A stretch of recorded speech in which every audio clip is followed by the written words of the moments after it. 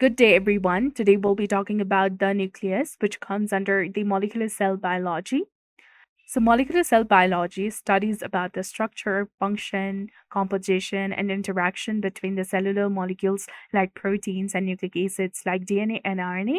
It is crucial for understanding cellular processes, developing new drugs, diagnosing diseases, and advancing gene therapy in clinical research. If we talk about nucleus, it is the first cell organelle to be discovered, and it is a membrane-bound organelle which are found in eukaryotic cells. It is the largest cell organelle which holds most of the cell's DNA and stores the genetic material in the form of chromosomes, making it control center and regulate the gene expression. While most of the cells has one DNA, some may have more than one like muscle cells and in fungi. However, a few cells like RBC in mammals and sieve tube cells in plants have no nucleus at all. If we talk about the history of nucleus, Antony von Leeuwenhoek first studied and observed a central part or lumen in salmon red blood cell. Later, in 1804, Franz Bauer described the nucleus, but it was actually Robert Brown who clearly identified and named nucleus while studying the orchid cells under a microscope. He noticed a dark spot which he called the nucleus, and his work confirmed that nucleus is a constant part of both plant and animal cell. Now let's go ahead and talk about the nucleus structure. Nucleus structure contains nuclear membrane or nuclear envelope, NPC, which is nuclear pore complex, nucleoplasm, nuclear lamins, chromatin, and nucleosome. If we talk about the nuclear membrane or the nuclear envelope, it is a double layered structure surrounding the nucleus and has inner and outer membrane which is connected to the rough endoplasmic reticulum. There is a space between these layers which is called perinuclear space, which separates the nucleus from cytoplasm and protects the genetic material. Now let's go ahead and talk about the nuclear pore complex. They have small openings called nuclear pores, which is made up of nuclear proteins, and they control the movement of the molecules between the nucleus and the cytoplasm.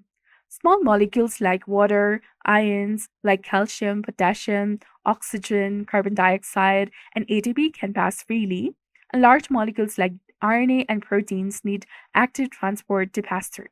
DNA stays inside the nucleus, and RNA can move out. And there we have the nucleoplasm. It is also called karyoplasm, and it is a gel like substance inside the nucleus. It is made up of water, salts, enzymes, and other organic molecules, which surrounds the nucleolus and chromosomes, cushioning and protecting them. It acts as a medium for transporting enzymes and nucleotides within the nucleus and supports the shape and structure of the nucleus.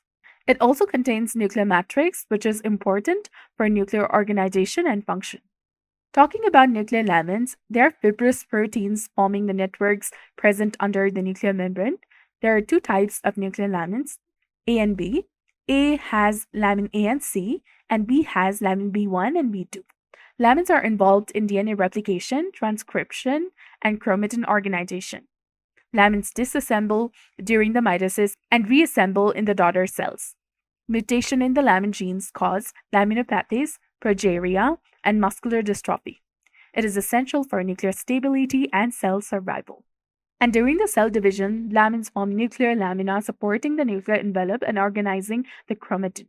In prophase, lamins are phosphorylated, which causes the nuclear envelope to break down, which changes the protein's behavior and function.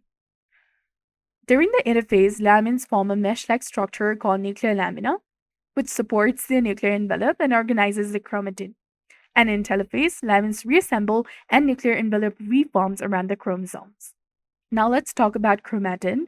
It is a mix of DNA, RNA, and proteins found in nucleus, which packages DNA into a compact form so it fits in the nucleus and prevents the DNA from tangling, and it protects, packages, and prepares for the grand event of the cell division.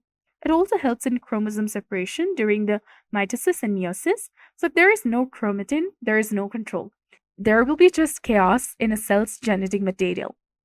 And in case of histones and nucleosome structure, the core histones are H2A, H2B, H3, and H4.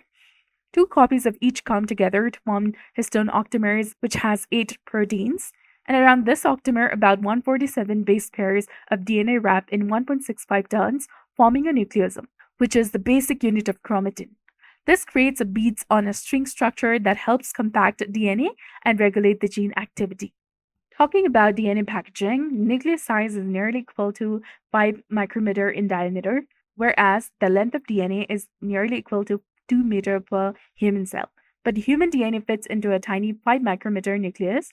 This is possible through tight packaging using the proteins called histones, and histones help compact and organize DNA into manageable functional structure. So thanks to the magic of histones. And the nucleosome has a ribosome factory, which is round, has membranous structure inside the nucleus. It was discovered by Fontana in 1781.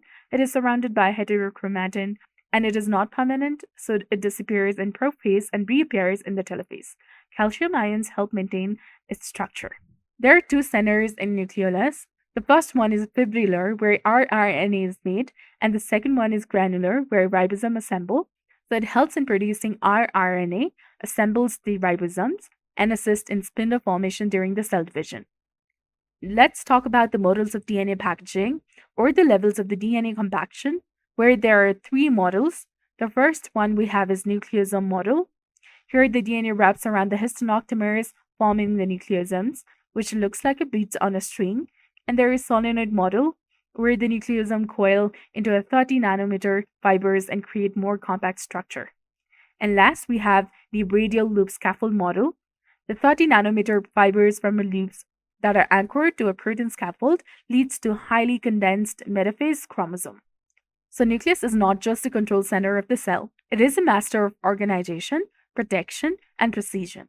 From compact packaging of DNA to dynamic rolls of chromatin, histones, and nucleus, every structure works in harmony to ensure life and function of the cell. Understanding the nucleus means understanding very blueprint of the life itself. Nucleus is where life is written, protected, and powered. It holds the secret of life wrapped in the layers of beauty and complexity. So that's it for today. I believe that every question is in your perspective, so feel free to ask in the comments below. Thank you so much for watching. I'll see you again in the next video.